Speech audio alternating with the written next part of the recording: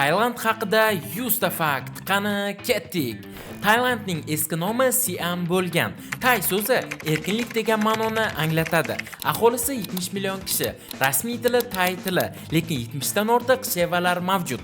Tailandda rasmiy din yo'q, lekin aholisining 95% buddistlar hisoblanadi va 40 mingdan ortiq ibodatxonalar mavjud.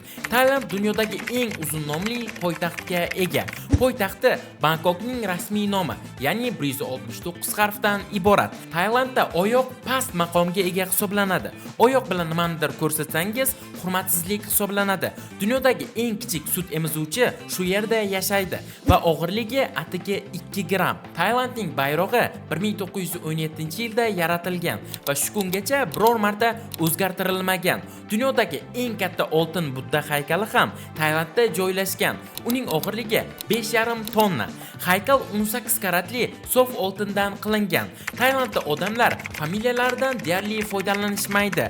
Tailand mushuklarining vatani hisoblanadi. Dunyodagi mashhur Siam mushuklari ham shu yerda tarqalgan. Tailandda Buddaning qo'li nomli sitrus meva bor. Lopburi shahrini to'liq maymunlar egallab olgan va u yerda maymunlar uchun banketlar tashkil etiladi.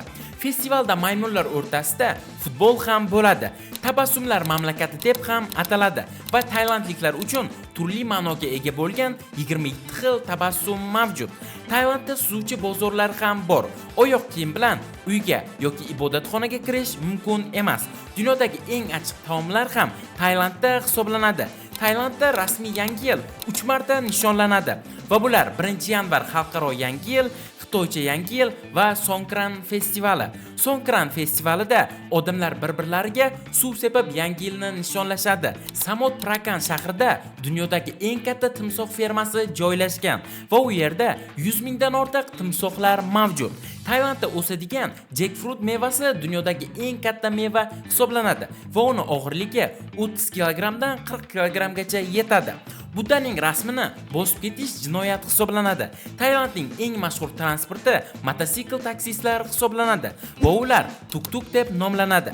Tailandning pul birligi Tailand bati deb nomlanadi. Mamlakatda qirollik boshqaruvi mavjud. Tailandda sigirlar erkin yurishlari mumkin. Mayda qushlardan poygalar qilishadi. Tailandning 40% maydoni o'rmonlar bilan qoplangan. Tabiiy ofatlardan eng keng tarqalgani bu suv toshqinlari. Fil davlat ramzi hisoblanadi va fil uchun maxsus pasport beriladi. Agarda ibodatxonalarga kirmoqchi bo'lsangiz, yelka va tizzalaringiz yopiq holda bo'lishi kerak. Tailandda suvosti ibodatxonasi ham bor va u Wathum Samotchin deb nomlanadi. Tailandda butulkalar ibodatxonasi ham bor va u 1,5 milliondan ortiq shisha butulkadan qurilgan. Tailandda deyarli har bir uy va ofisda ruhlar uchun maxsus xonalar mavjud va ular bu joyda ajdodlarning ruhi yashayapti deb hisoblashadi. Xuddi bizdagi kabi Tailandda ham qalin puli bor. Tailandda samolyot chiptalari ichki reyslar uchun juda ham arzon. Tailand dunyodagi eng ko'p kokos eksport qiluvchi davlat hisoblanadi. Mahbuslarga Muay Thai musobaqasida ishtirok etishga ruxsat beriladi va agarda yutib chiqishsa jazosi yengillashtiriladi. Maktablarda har kuni bayroq ko'tarish marosimi o'tkaziladi. Turizm mamlakatning asosiy daromadi hisoblanadi. Mehmonxonalarga kirishda doim tabassum bilan kutib olishadi.